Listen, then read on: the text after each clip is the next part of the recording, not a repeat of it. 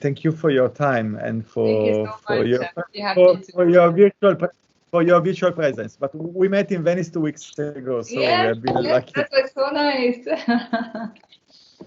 Okay, Yes. so I think we can start if it's fine for all of you. And well, this is the first of the Rubner conversation, and it's a series of conversation we are doing with some very interesting and challenging designer all over Europe. And I'm very happy that you are the first one, because it's the best start possible for me.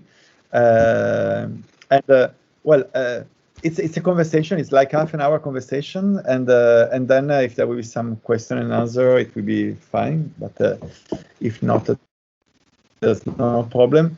So I will introduce you briefly. No one, I mean, you don't need introduction, but it's a formal thing. So I think it's good for me to introduce you. So well, Lina, you have been born in Beirut in the 80s. AUB and Beirut, one of the best schools in that period, I must say, in the Mediterranean area. A lot of very good architects came out from AUB, which is American University of Beirut, and then École spéciale d'architecture in Paris. But I would say I want to be an archaeologist, because first you want to be archaeologist, and you moved from architecture. It's also my same destiny. I did archaeological excavation for a lot of time, and then I moved to architecture as well. So we share the same destiny. We share the same destiny. Oh, that's fun. That's really fun to me. And then long collaboration with Norman Foster and Jean Nouvel. Then DGT Architect, the first group, and the fantastic winning of the National Estonian Museum, which was, let's say, the work that let you be known in the world. It's an amazing built project. It's an incredible public building. I would say the new symbol of Estonian country. And then finally your office and your activity. So I would like to start from the last step when we met 2 weeks ago in the Venice Biennale, because your work, which is the Stone Garden in Beirut, is exhibited in the Biennale of Venice, in the 17th Biennale of Venice. It's called Resilient Living: An Archaeology of the Future. And I was reading a very nice review of your work on New York Times recently, and you said something that I was very much impressed. You said architects are critical thinkers. So let's start from these critical thinkers. What does it mean for an architect today being critical thinkers in such a strange period of our life? Yeah. I mean, like, if I have to react to that, I think like we are professionals that are brought to question all the time, like to question our environment, to question what are the dynamics that are behind our making, and that allows us to critically think our place, so never take things for granted. And we are, through what we are creating as spaces, able to like propose new relationships, new ways to live together. So in that sense, we have at least the tool and the responsibility to assess and see our environment, and like have a position, have a stand on it, affirm a certain direction and kind of intention in the space. And that's a great empowerment, actually, for us as architects. So it's like architecture project is a kind of statement on reality, no? Let's say. Yeah. And your Beirut project is a real statement on the. I mean, I was lucky enough to know very well where you built the building, and I know that part of the city, and your building is a real statement on the city of Beirut, because it's there's so many memories inside. There's a memory of the civil war. There's the memory of the city as it is, and is a kind of architecture which is in the same time a contemporary monument, but also the state of the heart of the place. No, so it's a kind of it's a kind of humble, ambitious building, because in a way it reacts physically, reproducing a kind of a contemporary vernacular, but it's not vernacular at all. It's a building which I love because it's full of let's say, good contradictions, which I think is part of the city. So can you describe us this building? I mean, which has been the process which brought you to such an unusual building for that place? Yeah, but Luca, you describe it so beautifully. Actually, it's totally, like it's totally that in a way, this kind of present and absent building, like the absence of presence and modest monumentality.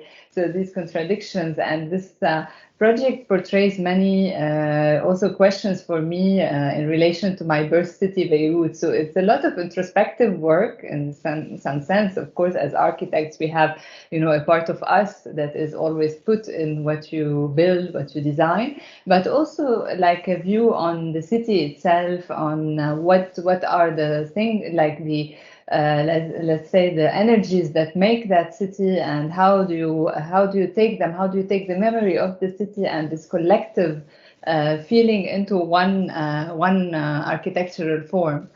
So it's also like the story of encounter with a photographer, Fouad El-Khouri, who's took Beirut during the war, times that I lived and grew in Beirut. And this building tries to also look at the scars of the war and transform them in a certain way into something positive, because the small openings and the bigger one becomes places of gardens, of nature.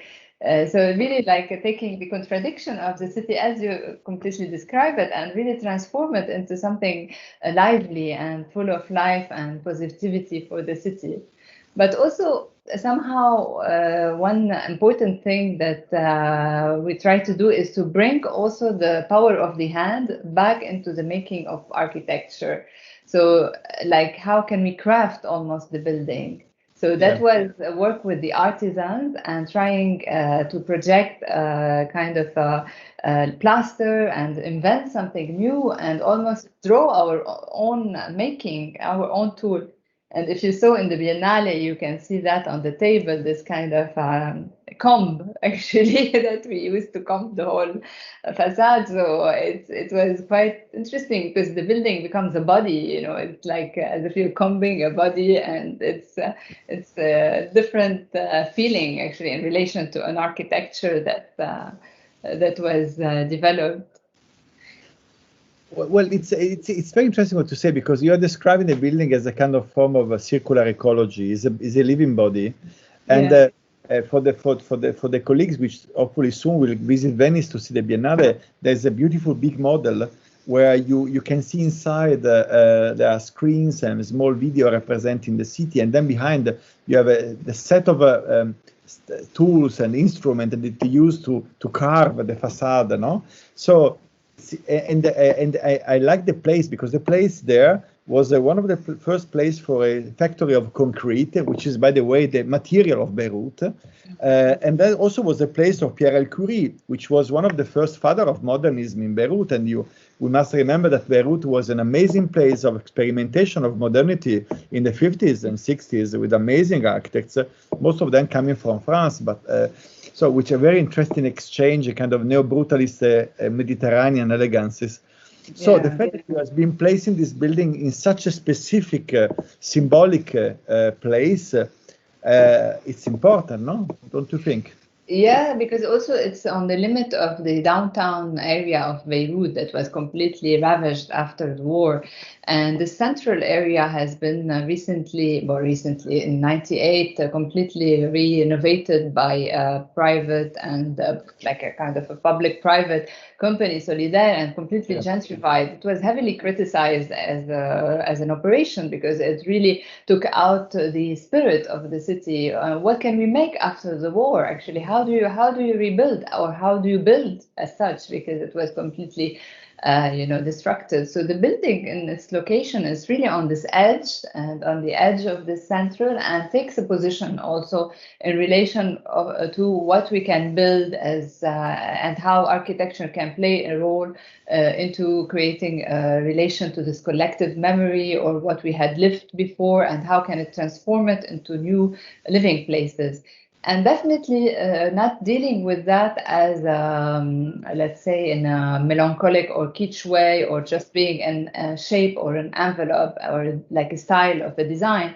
This kind of, like the opening become a reason for me to individualization. You don't have this repetition of the same way of living that we have in the city. So this is definitely the location of the site on this kind of edge of the city center is very important also, and play the role to kind of position itself also as much like responding to much questions that it had to deal with.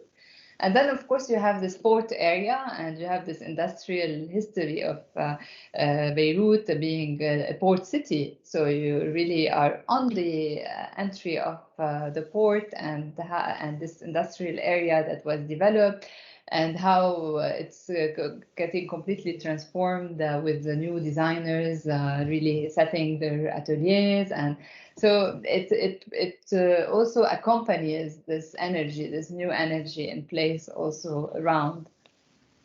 And I was wondering that this Biennale should have been open one year ago, 1 year before, May the 2020. Then the pandemic came, and then I was imagining your setting 1 year before, and then you have the blast, the blast of Beirut, which was an amazing tragedy for the city. And you are representing the blast also in your exhibition now, because in a way, and this was very impressive to me, the building survived completely. I mean, apart of the glasses, clearly, but the building itself was kind of absorbing the violence of the blast.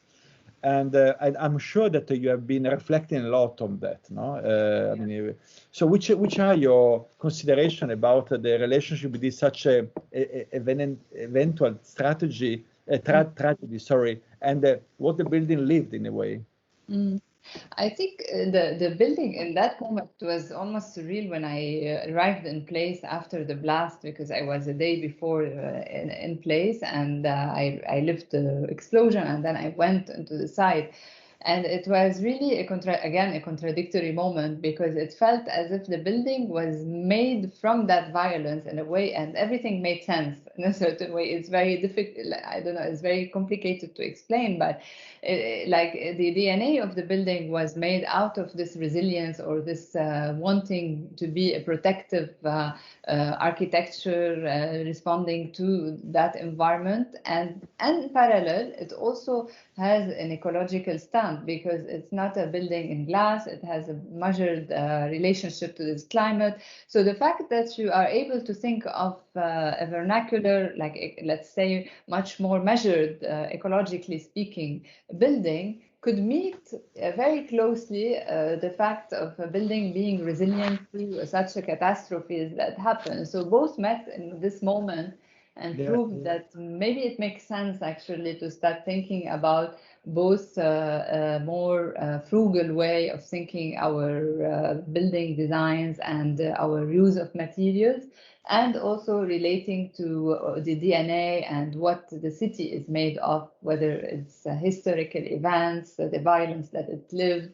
So, and that was a bit kind of a mythical point for me. It's not about the fact, like heroic fact of surviving the blast. It's also the fact that suddenly at this moment where the building was still standing and architecturally let's say untouched in its main forms, it proved also a cyclical relationship to time. And as you see in the movie, you could see like the building standing. You don't know whether it's there before or after. And some people were thinking that it was constructed after the blast. So this kind of also relation to time that is not anymore linear, that suddenly becomes circular, was very interesting for me. And of course, this kind of reflection that you could see in the movie that was displayed.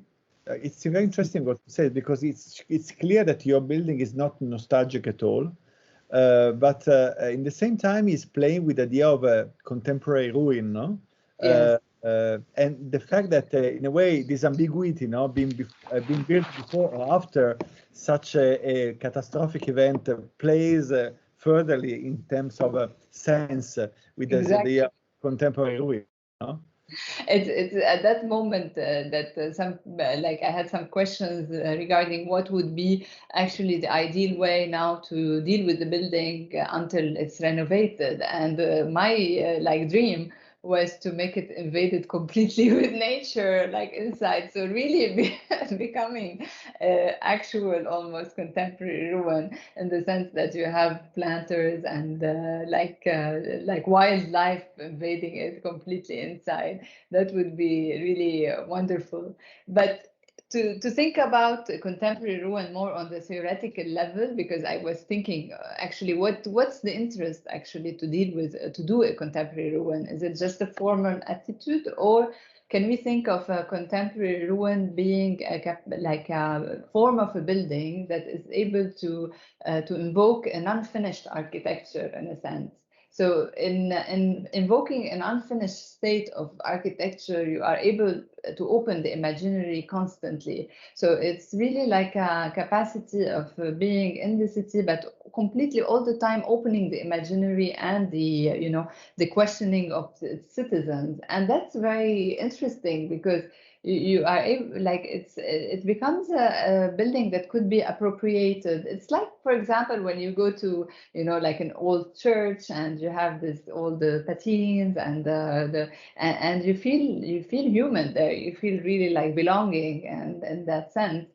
Yeah. No, it's true that it's like a building is breathing with you. But so I was thinking now that on one side is a kind of the dream of the archaeologist inside you, that is Yeah. with the building itself, and on the other, I think it plays also with the reflection you are bringing on what does it mean being ecological in architecture today, which is, I think, a very central argument today. The ecological thinking is not anymore just a technological thinking.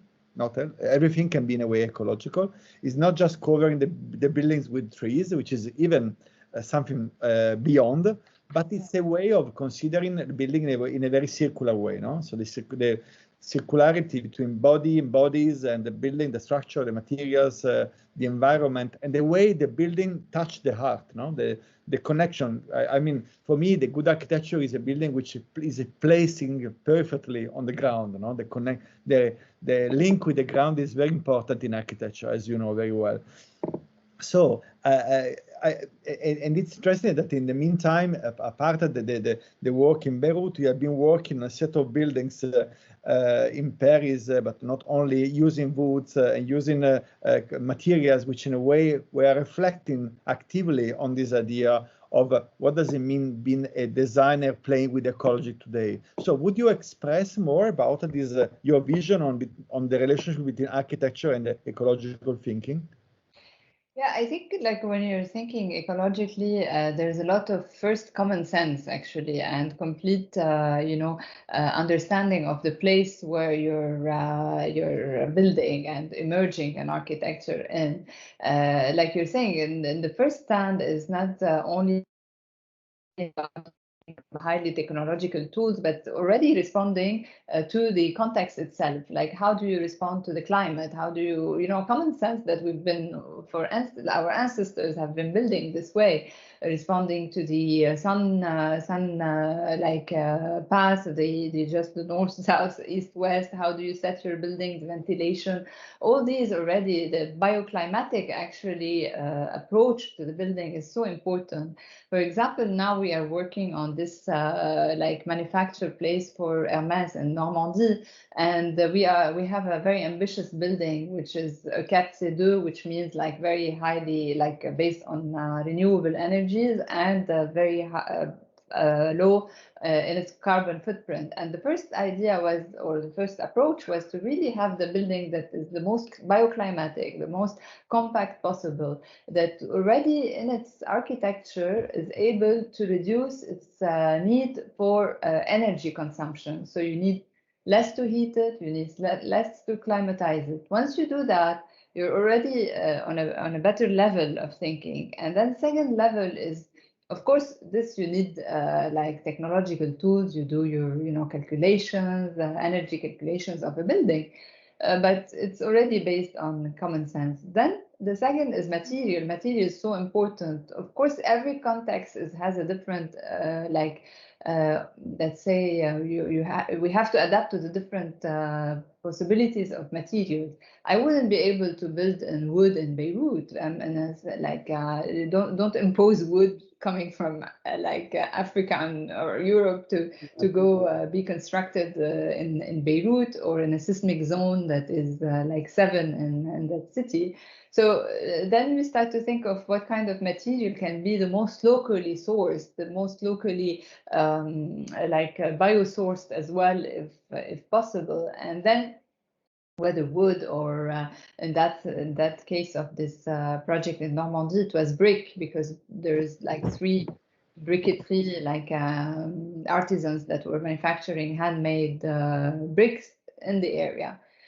So and so on, and then after bringing the how do you calculate all the carbon footprint by using every material and calculating them, and then you get into technological and much more sophisticated ways of calculating your impact, sourcing your energy from more renewable sources like geothermal, but still you have always to think of what you're impacting in the underground. So it's a really global thinking, and it allows you to at the same time move from the common sense into a completely sophisticated and multidisciplinary way of making your architecture, but also thinking about the mechanical parts of a building, like all is fluids, as it's at its heart of architecture, not as a secondary element. Okay. We sometimes, as architects trained maybe to just design the form, and sometimes like, okay, well, all the engineers and the mechanical people, engineers will just make their own, ducting. But Yeah. actually, in thinking, sustainably, you just have to integrate that you're thinking from the beginning. I think this is the key point to think in terms of circularity, and not to separate as it was before. No, maybe before was a typically modernist approach. Now you separate elements, so you have a function, you have materials, and and then at the end you assemble everything. I think that now one of the most challenging part in architecture is to think circularly, which means to play together, which need a very deep knowledge and awareness on your role also, and also to me gives the idea of producing new forms a stronger approach, because I think that in the last years most of the architecture I see is quite dull, is just predicted by materiality and the lead effect. I told it. I think that going back to form in terms of working not as a formalist but using form as a part of the representation of a different vision today is very much interesting and is also needed. Yeah, of course. For example, what is interesting is that of course the form gets dictated from the material at some parts. For example, when I'm using brick construction and the brick structures, all the best shape for a span would be like the arch. So in that sense, there's a kind of going back to vernacular architecture, but at the same time, once you have the tools to calculate the best, to optimize the material used, you get so thin in your wall that it becomes magical. So in a way, that's really like moving from form to dialoguing with it, with its capacity and its structural capacity, but also with its let's say economy of material as well. So the notion of circularity is really relevant in that sense, and also in the relationship between elements and between professions as well. You're not anymore like working with just starting with a concept and then moving to another stage. You're not just working and then moving, giving your work to an engineer, but you're really working hand in hand and trying to make it work together. Tell me, a few years ago, I was very much impressed by when you won the competition for Reinventer Paris, Rallimente Masséna. I don't know if it was just an ideal competition or something to be built. Probably it was also a political statement of the new mayor of the city to produce icons to open a discussion. But that building was very much a provocation, let's say, very, very interesting, not only for the let's say the contents, let's say the function, but also for the kind of approach you have been giving to the, and it was the first time you have been using wood, no, for a vertical building, wasn't it? Yeah. It is. And actually, the building is now we got the building permit finally. Oh, that's good. That's good to know. And how much it has been evolved? I mean, from the beginning to it's been changing a lot, or it's still not much actually. I mean, of course, I adapted a little bit because I'm moving, like developing the structure and the program and all this, but the essence of it is still there, and it's still the same shape. Of course, it gets a bit more mature, more you move in stages. It was long because it's a lot of administration also along this project, and the site has a lot of interface with many different organizations in Paris, and the bureaucracy is a bit long. So basically, it got the resilience of architects to make it. That's true. Well, strong shoulder, let's say, to feel. Yeah. It's like a bamboo. But how is it working with the wood in this kind of things? I mean, the wood. So the building there is completely in wood structure and also wood cladding, and actually. I'm able to do it in wood, even if it's 50 meters. It's a lot of dealing with the regulations also, because today in France, you have more trouble to have wood cladding more than 28 meters, because it's because of fire regulations at the moment, the need of like trials in laboratories, etc. I'm quite lucky in that site because I have 2 levels of streets. So just to get you in the technical aspect of it, so it allows me actually to be completely in wood, even like structure and cladding as such today. One of the things that you face in such a, let's say, innovative projects, even if wood is not like a new material in our history of construction, but in France, it's a country that is really has been built with concrete, but has a lot of resources in wood. Is Absolutely. That all the regulations are being put in place bit by bit, and they are also evolving according to the experiments. So things take time in that sense, that you have to prove that your building is, like you do laboratory tests and other cases of projects that we're building. You have to prove the structurally that functions, etc. Now, like what's good is that we passed all the stages. So in terms of bureau de contrôle, like and it's gonna be happening.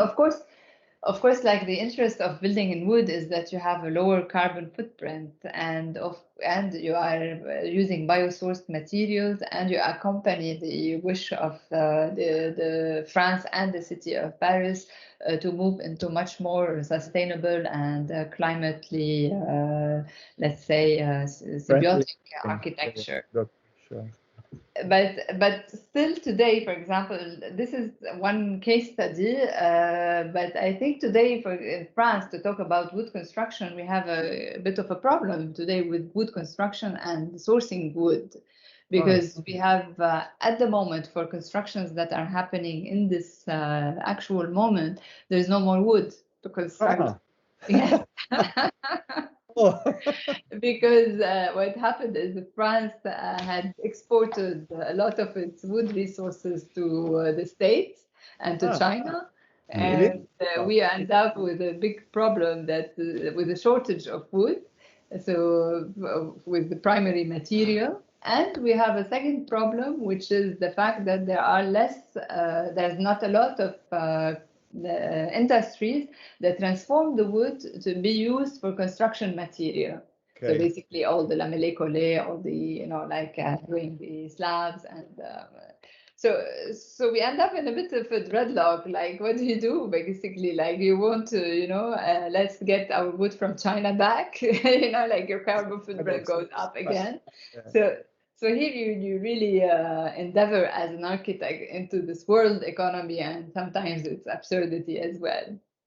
Wow. No, it's very interesting because sometimes let's say the social political call is not responding to the technological industrial situation. No? So it's well, but this is also kind of related to the productive chain, which in the last 2 years has been stressed so much that we are understanding that this productive chain is very fragile somehow. No, Yes, definitely, and the COVID played a role in that, of course. Absolutely, I agree with you. But also, in the meantime, France has a very long tradition in wooden construction. I mean, it's traditionally speaking, the wooden construction was something very familiar to the cities and a lot of territories, no?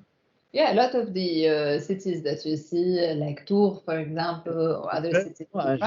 You have like wood construction with colombage, with like filling of earth filling. So this is part of the tradition. Of course, it's a very different types of construction that we do today. Is not also similar to Japan or like Japanese samples, let's say. But yeah, of course. It's part of the heritage. Yeah. And talking between, let's say, ecological thinking and urbanism, I was looking to this project you won with the Le Mans Montparnasse, which is a wide intervention with more than 2,000 new trees planted in the middle of the city. And I saw from the drawings that it's a very complex project of reconnecting part of the cities, using also different kind of environment. No, is a project which is going on, which will be brought to a further step. Yes, we are working with on this project with Rogers Turk and Partners in London. So they are also with us, and we're with Michel Devigne on the landscape, with Systematica on all the like traffic engineering. And it's a different scale of project, and both in terms of time and in terms of size, of course. And in this urban project, the approach is more really to have a lot of dialogue with the city, with politics, with the politicians, the élus, but also with the the owners of that site, because it's a private land, of course. Yeah. So it is also like the interface is dealing with the interface and the conflicts, of course, between a public and a private entity, and how do you reconcile both on one land and allow a public presence actually in that lot? Because as you see at the moment, Montparnasse base is just like a block, and it's really completely closed, and then you have all the problems around with this disconnection of the city. And the objective is to really bring back the to network back simply, and actually continue a commercial street that exists in the 6 in Paris, and pierce it through into that block and make the tower visible. And actually it's a counter reaction to urban design that was done on slabs in the past, this kind of mega slabs on which you duplicate underground and just make the tower disappear on top. So it's really like bringing the ground as an important element in the urban design. Yeah, but I mean, it's moving on. We have lots of, debates and lots of consultation, and we hope in 2024 we see something like starting to emerge.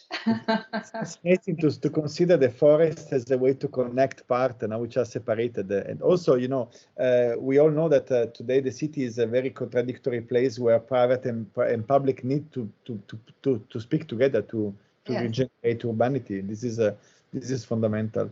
I have only my last question. It's about because your architecture has a very strong sense of monumentality, with something which is it's monument for me is a good word. It's not a negative, by the way. Monumentality monument comes from Latin, which is memory and power. No, so I warn you and I remind you. It's part of being collective. And today, as a contemporary architect, it's not easy to imagine something that can be a representation of a community which is so fluid, So it's difficult to fix an idea of a good relationship between a community and a modern architecture today, because the situation, the social situation is totally changing. So when you think that you need to design something for a general public, and this building must have a very strong sense of identity, of a presence, which are your, let's say, main task, which is in your mind, which is needed to be brought in that place? Yeah. I mean, every project emerges from a lot of research and the close understanding of the place. I always try, like, it's a little bit of a detective work and a bit archaeological in the sense, because I try to find really what's happening there and how do you listen to that place and how do you draw from it, from a large field of complex elements, kind of a synthesis of it. And it really grows a lot. It goes in a lot of research. Sometimes it's very painful for the team because they like, okay, we're getting a lot of information, and how do we bring that? But it's also through the precision that you start to accumulate, and then suddenly you find, like, okay, this is starting to become really necessary to be as a shape in that place. So in that sense, this is why also somehow there is a lot of narrative that you start to read, even without having an architect explain a project. You see the narrative through the shape, through the way the building tries to dialogue with the site. So there is a kind of a chit-chat that starts to happen between this shape and this persona, which becomes the architect, the building, and with its surrounding. And I think, like, talking about also, I wanted to say something else, I forgot. Oh, there's a kind of different kind of narrativity, which is in a way the building today must be more narrative, must be more connecting and generating situations that are always unpredictable. It's less, let's say, solid in a way, because architecture must predict a time which is a change in time. So today, No, you have also this kind of this monumental absence. Like, you have the presence that narrates a certain form, and a newness, but also a kind of existence or a feeling of being there and almost disappearing with its context. That is also important for a building to express as well. Okay, so I'm very happy for this conversation. I don't know if our friends want to ask something. You can switch to French, no problem for me. I understand it, and it's your time. If not, we say hello to Lina, and well, so if it's enough for all of you, and.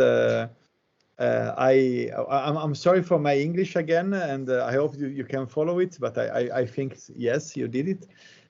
Lina, it's always a great pleasure to talk with you. It's really, it's a bless. So I hope to see you again soon in Venice for during this Biennale. Probably they will invite you to have a talk, and we will meet again here. I hope so. I hope so and too. If not, I will be in Paris to see your beautiful work. Okay. I hope so. I hope so too. Thank you so much. Thank you so much. Bye, everyone. Bye. I hope we will get. If you're from Paris, we'll see you again here. Yes, absolutely, absolutely. Ciao. Bye. Bye. Merci beaucoup. Au revoir. Bonne soirée.